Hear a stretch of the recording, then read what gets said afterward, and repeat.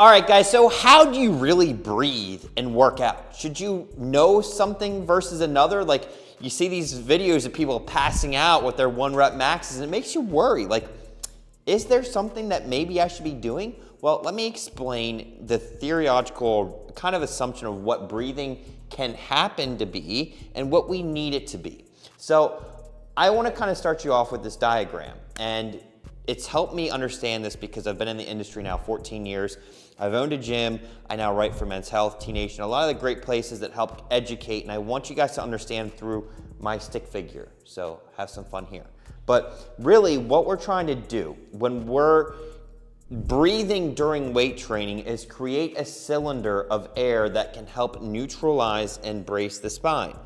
Intra-abdominal pressure comes in, and we have to be able to stabilize that.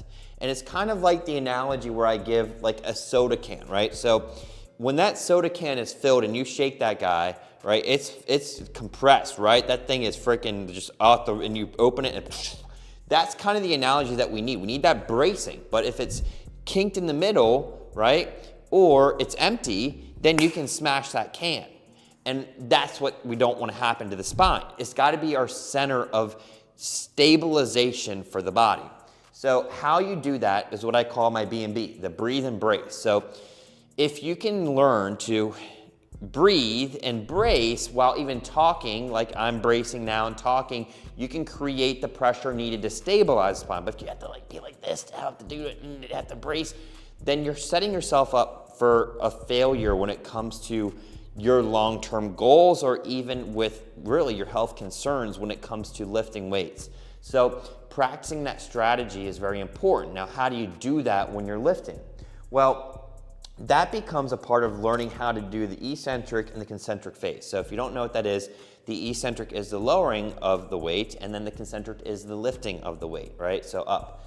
So I'm not saying that you can't hold your breath. You can hold your breath, but it's going to be dependent on your body's ability to hold that pressure and the exercise selection and how many reps you're doing.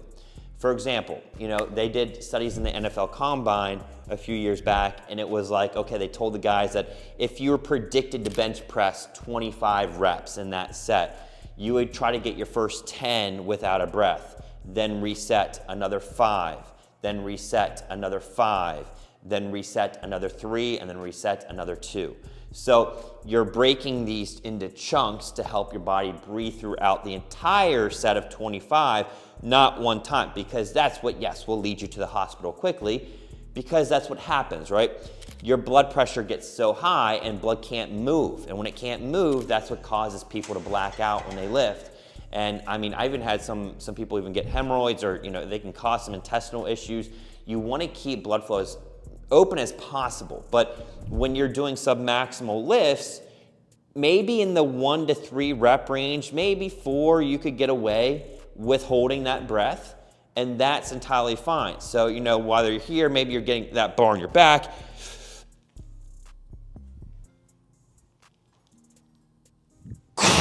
And you got your 2 reps in, right? Now, how do you breathe? That's the next step. Should you inhale before you go down? Well, I find it that is an ineffective way because you're not getting through the lift properly yet. So I find it as you breathe normally, as you're going down, and then right before you get to the bottom, breathing up, okay? Whether you inhale through the nose prior to that set, and then exhale on the way up, you can get better benefit there. So nasal breathing combination to a big breath combination to an exhale. That's how you're going to see more success. And that's then dependent on the load, right? Volume and the extensiveness of the set. So that's where I call it the nasal to gulp. And that can help teach your body how to effectively breathe when you're trying to lift. So you're not having to do, like literally, if you're doing like maybe light sets that you could do a weight 20 reps, right? You're not doing, you're just going through the motion of now learning to control the breath, because what will that do? Get your heart rate high. That could even get your blood pressure really high too as well, and have you black out from that. So it's learning to control the rep range from where your body has that intra-abdominal pressure, and what can you do to train that? You know, I even love doing like farmer's carries, holding a sandbag against me. Any type of carry can do that. Anything where you're having pressure against your stomach can help learn to teach you to brace, which is why then planking, core movements can be very beneficial as well. So hopefully that helps give you guys some tips on the core, the bracing, and the breathing. So have a great day.